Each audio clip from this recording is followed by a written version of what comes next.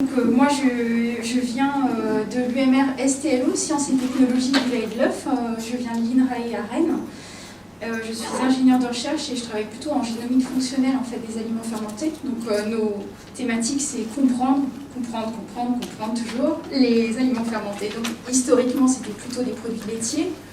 Et puis depuis à peu près 5-6 ans, on est passé aussi à des produits végétaux fermentés, donc essentiellement des jus végétaux à base de légumineuses fermentées. Parfois, ça nous arrive aussi de mélanger des jus de légumineuses avec du lait. Donc, on travaille depuis plus de 20 ans du coup, sur des fermentations qui sont durables. Et notre idée, c'est qu'en comprenant mieux en fait, ces aliments fermentés, comment ils fonctionnent, on va mieux arriver à maîtriser ces fermentations et on va pouvoir plus facilement innover. Donc aujourd'hui, je sais qu'il y a beaucoup de personnes qui viennent de la viande, de la biopréservation. Donc, nous ne travaillons pas sur la viande au STLO. Nous travaillons essentiellement sur les bactéries lactiques et propioniques. Alors là, je vais vous illustrer évidemment les résultats avec des exemples à nous. Donc vous allez peut-être trouver que c'est éloigné de vos thématiques, mais l'idée c'est en fait que vous puissiez avoir des idées pour transposer sur vos projets à vous, sur vos objets d'études qui ne sont pas forcément des bactéries, et sur des produits qui ne sont pas forcément laitiers ou végétaux. Si tu veux, tu pourrais ton masque. Vous préférez? Est-ce que vous m'entendez mieux sans masque? On va faire comme ça. Ce sera plus pratique. Voilà, pour tout le monde. Donc un petit rappel sur ce qu'est l'aliment fermenté ou biopréservé. Donc on part d'une matière première qui peut être d'origine animale ou végétale et qui est finement hachée en général. Ensuite elle est ensemencée avec des bactéries, des levures ou des champignons filamenteux qui vont être placés dans des conditions optimales pour assurer une croissance ou une activité métabolique. Donc souvent il s'agit en fait d'une température permissive, proche d'une température optimale de croissance, une absence d'oxygène. Après un temps suffisamment long qui permet en fait aux bactéries et aux levures en fait de conférer des qualités, on obtient un aliment fermenté fonctionnalisé. Donc les fonctionnalités qu'on recherche et qu'on essaie de cibler, ce sont les qualités organoleptiques qui concernent à la fois les arômes et la texture de l'aliment, des qualités nutritionnelles comme par exemple l'apport ou la synthèse de vitamines in situ dans l'aliment, des propriétés santé, donc on parle beaucoup des propriétés probiotiques, et des qualités sanitaires, donc là c'est la biopréservation, c'est-à-dire lutter contre les flores d'altération et éventuellement les pathogènes. Donc je vais vous présenter notre stratégie au STLO. Donc il va y avoir 4 volets. Donc un premier volet sur l'analyse de la matière première pour ses qualités sanitaires et biochimiques. Ensuite, comment on sélectionne les souches, donc avec une approche un peu traditionnelle in vitro ou une approche plus innovante avec des outils in silico. Puis un troisième volet sur comment on essaye d'assembler les souches. Alors là, c'est plus des pistes en fait que des solutions parce que c'est assez récent comme thématique et on n'a pas encore de solution clé en main. Et à la fin, comment on valide en fait les fonctionnalités qui étaient recherchées à la fois sur milieu modèle ou sur matrice alimentaire. Donc en premier, je vais vous parler de l'analyse de la matière première. Donc c'est très important de choisir les souches en fonction de la qualité de la matrice alimentaire à fermenter, qualité sanitaire et biochimique. Donc la qualité sanitaire, bon, je pense que vous connaissez, vous êtes même plus spécialiste que moi. Donc on essaie d'évaluer le niveau de contamination, donc déjà de savoir la nature microbienne, est-ce qu'il s'agit d'une contamination fongique, de bactéries, de virus. On essaie d'aller le plus loin possible dans la taxonomie, parce que plus on connaît finalement les flores contre lesquelles on veut lutter, et plus ce sera facile.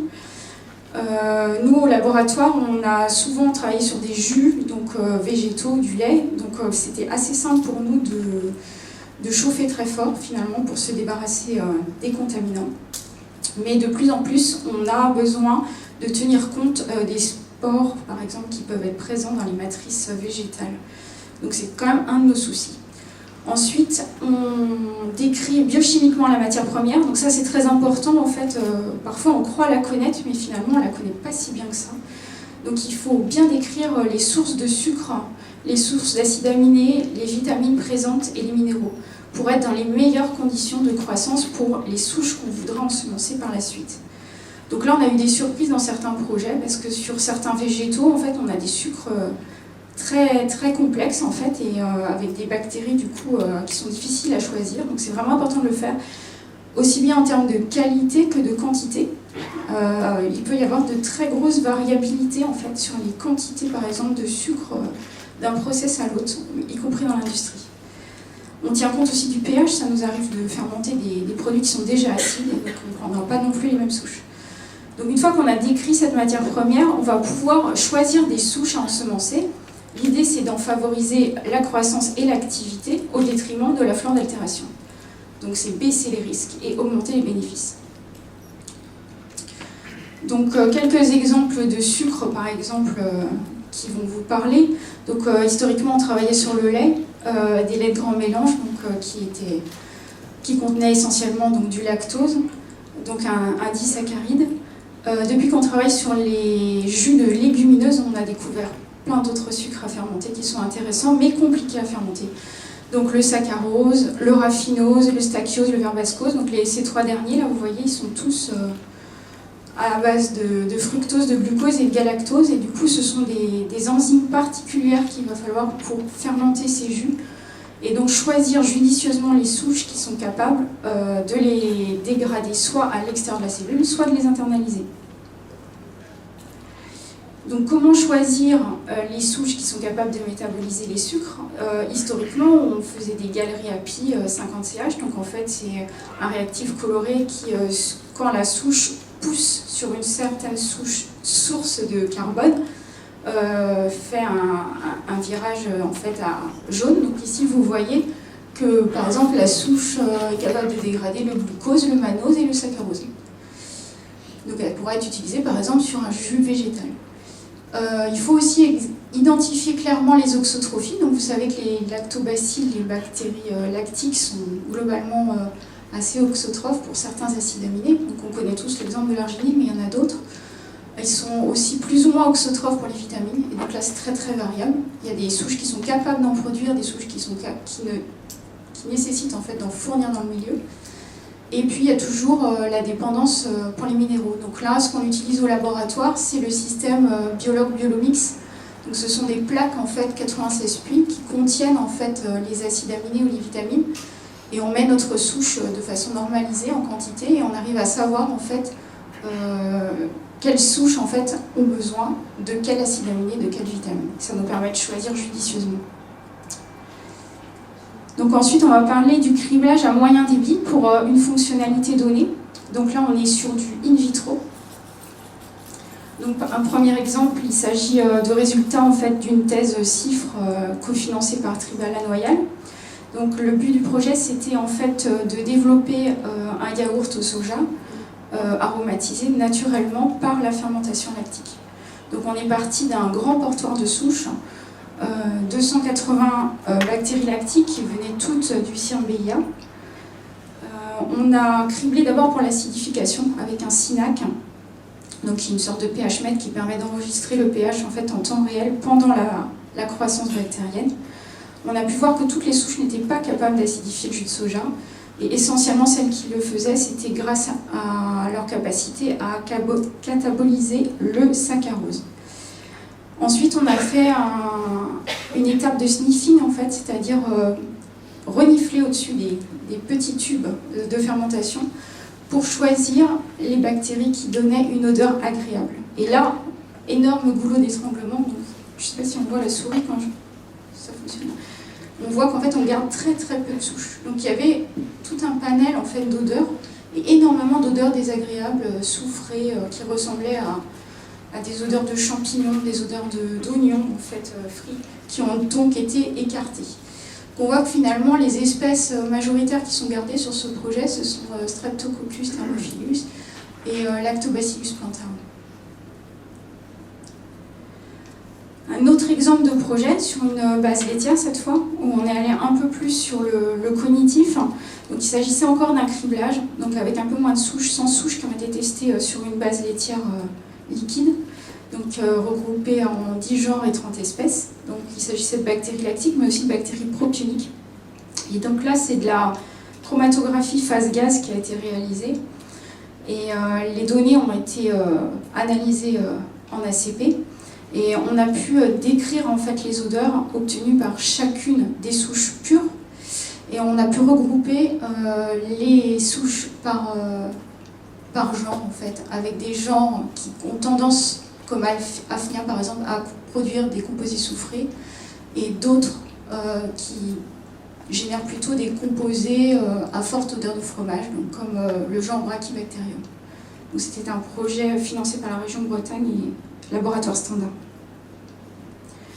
Un dernier exemple de projet de criblage in vitro, il s'agissait d'un criblage antifongique. Donc là, je pense que ça vous parle un peu plus, c'est un peu plus proche de la biopréservation. Donc on ne connaissait pas à l'époque les métabolites à effet antifongique. Donc il s'agissait d'un criblage un peu boîte noire de 32 souches de bactéries lactiques et de bactéries propioniques qui avaient été préalablement présélectionnées sur 2 types de produits laitiers différents.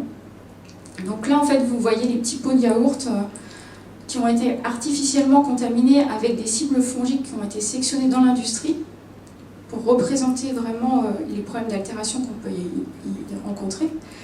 Et on a appliqué en fait en surface donc, des fermentants de bactéries lactiques et propioniques et on a ensuite évalué l'effet antifongique par une notation.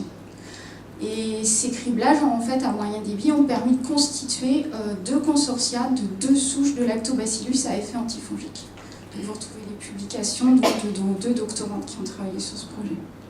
Donc, il s'agissait d'un projet financé par la région Bretagne, mais aussi le consortium d'industriels BBA, Biotechnologie Bretagne Alimentaire. Ensuite, on va passer alors à un outil qu'on a développé en partenariat avec plusieurs microbiologistes de l'INRAE et puis des bioinformaticiens de maillage, qui consiste en fait à développer des outils informatiques pour choisir les souches à partir des données de la littérature. Donc on a créé une base de données de connaissances qui s'appelle Florilège.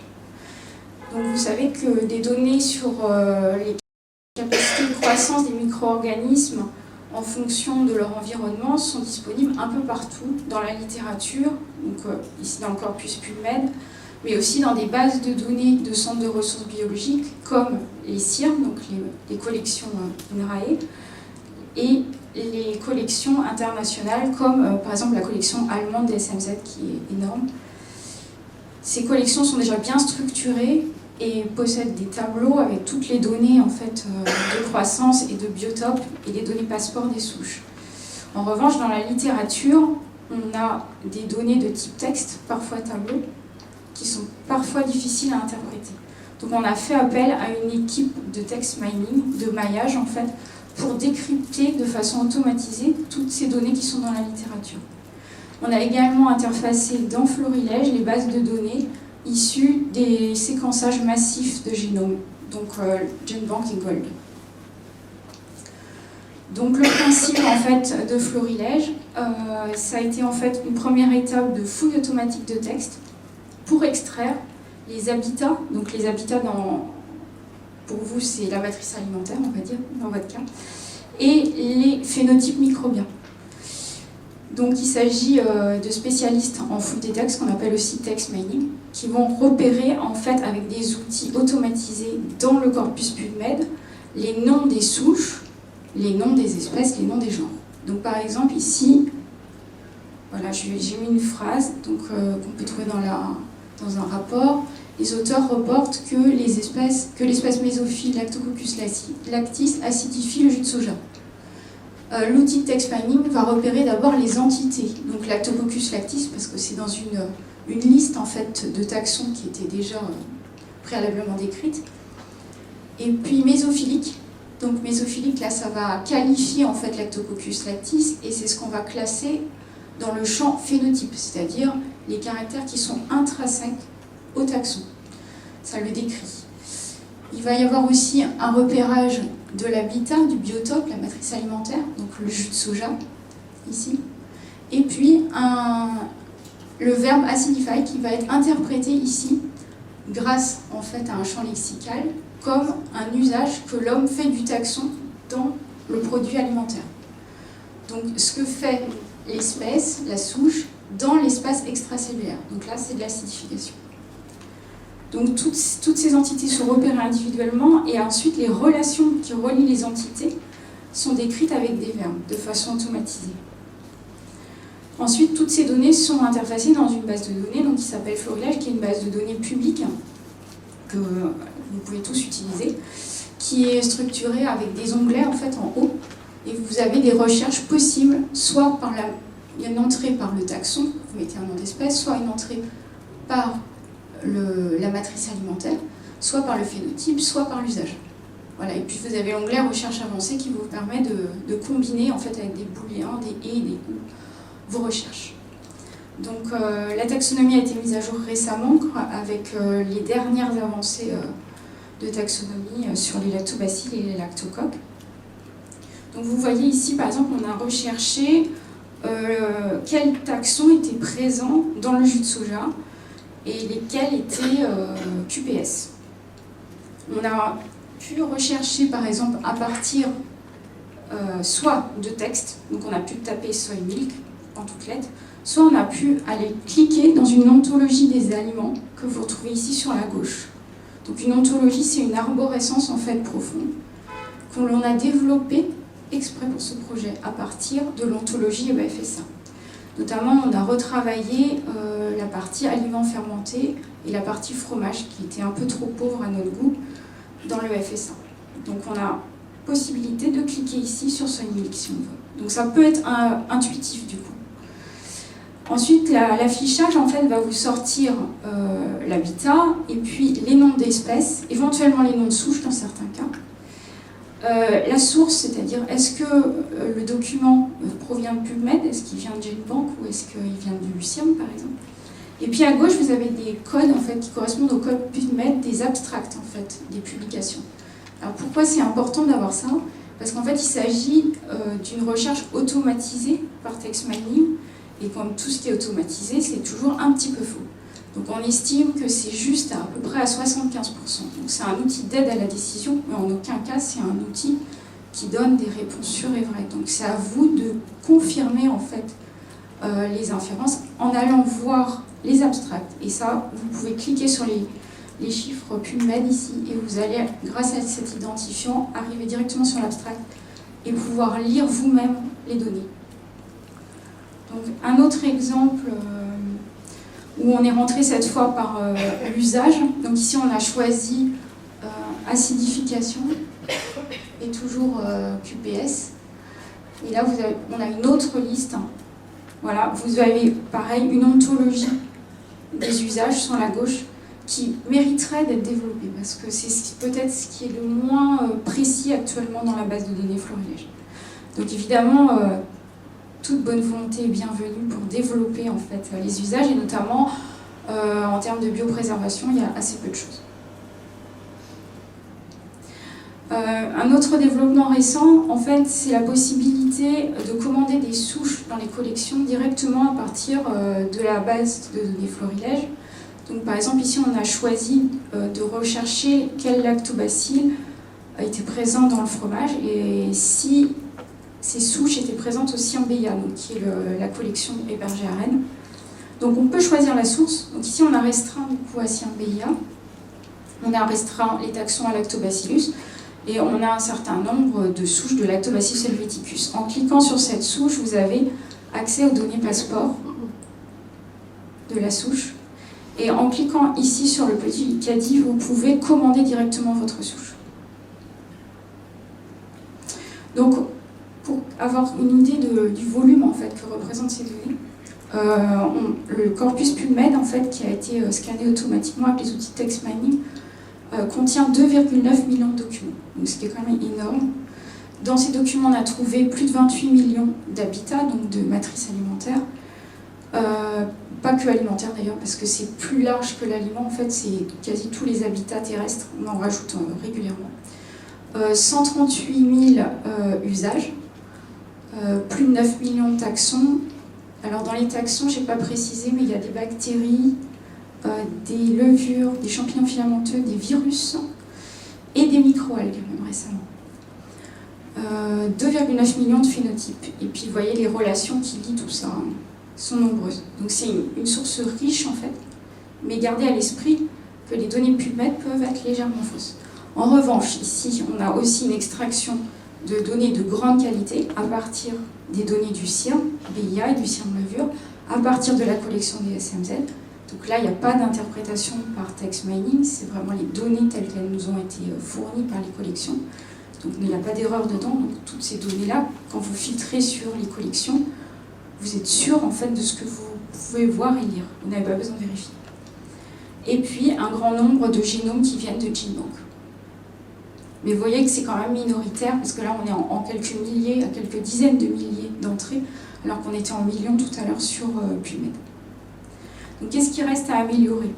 Il manque quelques branches dans les ontologies des phénotypes, notamment les phénotypes des levures qui étaient les dernières à rentrer en fait dans la base, et des microalgues. On peut enrichir les usages, notamment les usages probiotiques et les usages en biopréservation. On aimerait aussi avoir plus de liens vers des bases de données externes. Donc il y a déjà un lien vers la base CIRM-BIA et la base DSMZ. Donc on est en train d'en créer un avec le CIRM levure. On a aussi d'autres outils dont je parlais tout à l'heure qui sont en train d'être interfacés pour pouvoir en faire des requêtes plus complexes. Donc maintenant je vais passer au pré-criblage par des outils informatiques, ce qu'on a appelé du pré-criblage in silico. Donc cette partie-là n'est possible que si vous savez quel métabolite cible vous voulez produire. Tout à l'heure, on était sur des fonctionnalités un peu génériques, aromatisation, acidification. Là, maintenant, on va rentrer très précisément sur la production d'un métabolite. Donc, notamment pour les aspects santé, vous savez que maintenant, on a une certaine liste de métabolites connus comme ayant des effets santé sur le tractus digestif ou sur la santé nerveuse. Ils peuvent être fournis par fermentation, donc on peut avoir une approche métabolite cible. Donc ici je vous montre comment en fait les outils actuels reconstruisent les voies métaboliques des génomes. Donc ici il s'agit de la base BioSeq, MetaSeq, avec une donnée sur une souche que vous connaissez bien, l'INRAE, MJ1363, une Lactococcus lactis cremoris. Donc ici, vous voyez sous forme de graphe, en fait, toutes les voies métaboliques de façon très schématique. Si on zoome, on peut rechercher un métabolite donné. Donc ici, par exemple, j'ai recherché la voie des folates, donc c'est la vitamine B9. Et on peut voir que cette voie est complète. On a tous les gènes, en fait, de la voie qui sont ici, donc en violet. Donc les 9 gènes, en fait, de la voie sont présents chez cette souche. Donc on peut supposer que cette souche produit des folates. Bien sûr, ça reste à vérifier in vitro. Mais ce n'est pas le cas de toutes les souches. Très peu de souches produisent les folates. Donc à faire un pré-criblage en fait, à partir de ces outils in silico de métabolisme peut faire gagner du temps. Alors pour le faire à plus grande échelle, on a sollicité l'aide de l'INRIA et du CNRS de Rennes. On a retravaillé l'ensemble des données des génomes publics concernant les bactéries d'intérêt agroalimentaire. On est reparti en fait des séquences ADN, on a refait la notation automatique, on a reconstruit l'ensemble des voies en se calquant sur les voies métaboliques BioSeq et on a pu ainsi calculer le taux de complétion, c'est-à-dire le pourcentage en fait, de complétion de chacune des voies des métabolites cibles. Toutes ces données ont été introduites dans une base de données qui est interrogeable de façon intuitive avec des graphes. Donc cette base de données s'appelle Ascomix et elle est en cours de publication. Donc actuellement, on a 1400 souches dans cette base de données INRIA, dont 400 souches du CIRM-BIA, ce qui va permettre de valoriser facilement ces souches. Alors ensuite, la question qu'on se pose, c'est pourquoi et comment assembler les souches, parce que c'était quand même la question initiale. On en a peu parlé pour l'instant. Donc pourquoi on va faire un peu appel à des concepts d'écologie microbienne, des concepts simples qui vont vous parler. On parle de résilience, je pense qu'on en a beaucoup parlé ces derniers temps. Donc c'est vrai aussi pour les micro-organismes et pour les écosystèmes microbiens. Donc la résilience, c'est la capacité en fait d'un écosystème à supporter des variations sans que ça impacte trop ses fonctionnalités ou en tout cas un retour à ses fonctionnalités d'origine. Donc souvent dans les process alimentaires, on a de petites variations qui sont liées à la qualité de la matière première ou qui sont liées à des variations de procédés qu'on ne maîtrise pas d'ailleurs forcément. On a aussi besoin de résilience pour mieux résister aux phages. Et dans tous les cas, il a été prouvé, dans la plupart du temps en tout cas, qu'une redondance fonctionnelle, en fait, donc c'est-à-dire plusieurs fois la même fonction apportée par des micro-organismes différents, permettait à l'écosystème d'être plus résilient. Donc c'est pour ça qu'on recherche en fait de la complexité dans les écosystèmes. On ne peut pas se permettre d'ensemencer une seule souche, ce serait trop dangereux. On risquerait de perdre les fonctionnalités. Une autre raison de rechercher de l'assemblage en fait, de souches, c'est la recherche de complémentarité métabolique. Donc là, il y a plusieurs possibilités. La première, en fait, ça peut être une souche A et une souche B que l'on met à pousser ensemble, parce que par exemple, la souche A va produire pour la souche B un micronutriment qui va être essentiel à la croissance de la souche B. Donc on est dans un cas de dépendance nutritionnelle et on peut parler de syntrophie. Si on a cet exemple-là qui est bidirectionnel, on peut aussi parler de mutualisme. Donc c'est le cas souvent pour la synthèse d'acides aminés ou le relargage d'acides aminés ou pour la synthèse de vitamines. Par exemple, un Lactobacillus plantarum en produisant des follettes va favoriser la croissance d'autres lactobacilles. On peut aussi avoir à rechercher de la coopération métabolique, c'est-à-dire on a quelque chose de complexe à produire ou à dégrader. Donc là, je vous prends par exemple l'exemple d'un sucre complexe qui ne pourra pas être dégradé par une seule souche. Il va falloir 2, 3, 4 souches différentes pour arriver à dégrader l'ensemble du sucre. Donc on va avoir le nutriment qui rentre dans la souche A, qui est dégradé, une première étape, qui rentre dans la souche, le produit de sortie rentre dans la souche B, qui est à son tour dégradé, et ainsi de suite. Donc on a en fait une prise de relais métabolique par l'écosystème. On peut aussi rechercher de la multifonctionnalité, donc quelque chose qui est assez courant dans notre laboratoire, c'est à la fois de l'acidification et de l'aromatisation. Et là, chacune des souches peut, seule ou en interaction, produire en fait différents métabolites qui vont assurer une complémentarité fonctionnelle. Alors nous au laboratoire, on ne savait pas forcément trop comment les associer. On a longtemps travaillé avec Propionibacterium et les lactobacilles. Donc ça, on savait à peu près qu'ils s'entendaient bien et dans quel ordre il fallait qu'ils apparaissent dans l'écosystème. Après, par contre, pour associer des souches sur des matrices végétales, on n'avait pas trop d'idées en fait préconçues. Donc on a essayé d'élaborer une stratégie en récupérant les données de métagénomique. Donc vous savez que les données de métagénomique CESES, ITS en fait sont dans les bases de données internationales. Donc il s'agit en fait de la description d'une sorte d'inventaire en fait d'espèces. Par exemple, là je vous ai pris le cas des fromages. Donc il y a beaucoup de données de métagénomique fromage actuellement. Donc avec le séquençage de l'ADN, donc une partie de l'ADN, donc l'ADN CESES, on arrive à assigner taxonomiquement ces espèces et on sait en proportion en fait quelle espèce est présente dans quel fromage.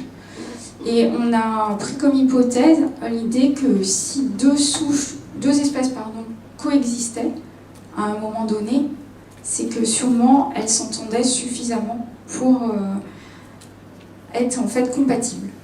Alors c'est un petit peu faux, mais disons que c'est une hypothèse forte qu'on a émise pour essayer d'assembler les souches le plus judicieusement possible. Alors il faut faire attention, ça peut être un peu faux parce qu'elles peuvent être là juste parce que elles aiment en fait pousser dans le même milieu. Donc il faut quand même prendre avec des pincettes ces résultats. Mais on a beaucoup collaboré avec Eugenio Parente d'une université italienne qui a développer la base de données Food Microbionet. Donc il s'agit d'une base de données en fait, qui recense toutes les espèces présentes dans les écosystèmes d'aliments. Et grâce à une analyse de corrélation avec 4 méthodes différentes, Eugenio Parente a réussi à identifier en fait, les genres, alors pour l'instant on est au niveau genre, c'est en train de s'affiner au niveau espèce, qui sont souvent trouvés ensemble, ce qu'on appelle la co-occurrence. Donc, par exemple, on trouve un couple très connu, comme Lactobacillus, Streptococcus, mais aussi des couples qui sont plus présents sur des flores de surface comme Brevibacterium, Staphylococcus. Donc ça peut donner, ces études de co-occurrence, des idées sur les souches à associer. Ensuite, quelque chose qu'on travaille en collaboration avec l'INRIA de Bordeaux cette fois, c'est la génération de modèles métaboliques à l'échelle cellulaire. Donc vous savez qu'à partir des données de génome, on a vu tout à l'heure qu'on pouvait reconstruire des voies métaboliques et être capable de prédire ce que des bactéries étaient capables de synthétiser. On peut le faire à l'échelle d'un génome entier ou de le faire à l'échelle d'une voie. C'est ce qu'on appelle un modèle métabolique à l'échelle cellulaire. Si on transforme ce modèle avec des outils mathématiques, en rajoutant les données d'entrée de la matrice, donc par exemple quand on est sur du lait, on va rentrer la donnée d'entrée lactose, acide aminé, et qu'on arrive à pondérer les réactions avec de la stoichiométrie, qu'on fait intervenir les différents cofacteurs, on arrive à prédire les composés produits par les micro-organismes. On peut le faire à l'échelle d'une seule souche, et on peut le faire aussi à l'échelle de l'écosystème. Donc ça c'est assez nouveau, ça fait quelques années seulement que ça existe. Pourquoi c'est intéressant de le faire à l'échelle de l'écosystème ? Parce qu'en fait, en mettant artificiellement ces modèles métaboliques côte à côte, on peut arriver à prédire les interactions qui vont se dérouler dans l'espace intercellulaire, en partant du principe que les interactions vont découler en fait des métabolites qui sont échangés dans cet espace. C'est-à-dire que ici, par exemple, le métabolite rouge sort de l'espèce Lactococcus lactis et rentre dans Lactobacillus plantarum, etc. Et tout ça se fait en dynamique. Donc si on rajoute des notions de flux, on peut arriver à modéliser en fait ces interactions. Donc là, c'est un projet qui est en cours, c'est une thèse INRIA-INRAE que je co-encadre à Bordeaux. Et on essaie d'identifier sur un modèle bien déterminé pour lequel on a des données à la fois de métagénomique, de métabolomique, mais aussi de transcriptomique, quelles sont les interactions prédictes. Voilà, on arrive à la partie mise en œuvre. Donc on a pas mal travaillé au laboratoire sur des milieux modèles liquides pour mimer au mieux la composition de la matière première, pour simplifier en fait les évaluations de croissance. Mais il ne faut pas perdre à l'esprit qu'il faut faire souvent plusieurs passes d'amélioration et de choix et d'association de souches avant d'arriver à un consortium idéal. Il ne faut pas oublier non plus que quand on passe sur matrice alimentaire, il y a d'autres biais qu'on n'a pas imaginés quand on était sur un milieu modèle, et que le test sensoriel est indispensable à chaque tour d'amélioration continue. Parce qu'on ne peut pas prédire quels arômes en fait, sont réellement perçus en fait, par l'homme. On peut prédire éventuellement les métabolites avec des outils de flux, avec des outils de métabolisme, mais on ne peut pas prédire la perception pour l'instant. Donc on doit tester en fait, par sniffing ou par dégustation régulièrement. Ensuite, la dernière étape, ça va être le passage à l'échelle. Donc on peut céder de florilège pour choisir les conditions de croissance. On peut aussi penser à veiller à normaliser la matière première à fermenter. On a vu au début que c'était très important, cette qualité de matière première. Et ensuite, on va essayer d'augmenter en échelle pour passer à l'échelle industrielle. Donc chez nous, on passe du petit tube de 10 ml en général au fermenteur de 1 litre, ensuite à la cuve de 10 litres, voire 100 litres, et ensuite à l'échelle industrielle. Donc le scale-up se fait en général par PAT 10. Et le facteur 10 pose des problèmes qui ne sont pas forcément élucidés au niveau scientifique. Donc il faut être conscient que c'est une étape longue et que les vitesses de croissance et les qualités d'atmosphère en fait, dans ces cuves qui sont de volumes différents sont souvent assez différentes de nos conditions de laboratoire. Donc il ne faut pas sous-estimer non plus cette étape. Et enfin, mon dernier message pour terminer, pensez à réapprovisionner les collections. Donc vous avez vu qu'on est content d'avoir énormément de souches. Donc nous, à Rennes, on a la chance d'avoir sur place, juste dans le couloir en dessous de notre laboratoire, le CIRN BEIA, donc qui est la collection internationale de ressources microbiennes pour les bactéries d'intérêt agroalimentaire. Donc ce CIRN contient 4000 souches et 150 espèces. Donc le but du CIRN, c'est d'acquérir les souches, mais le CIRN les acquiert par vos projets à vous, vos projets de recherche.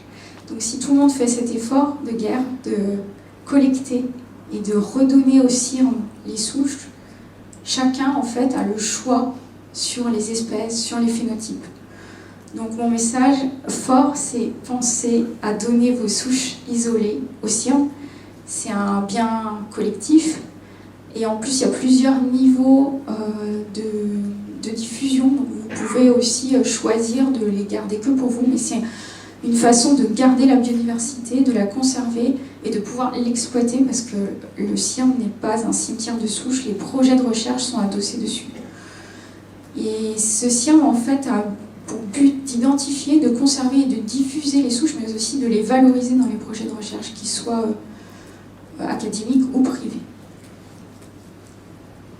Donc ces collections peuvent être à disposition ensuite de la communauté scientifique et académique ou industrielle, ou les deux. Voilà, donc je voulais terminer par une diapo de remerciement avec les têtes pensantes de ce projet, sans oublier bien sûr les nombreux stagiaires de Master 2 et les doctorants qui ont contribué.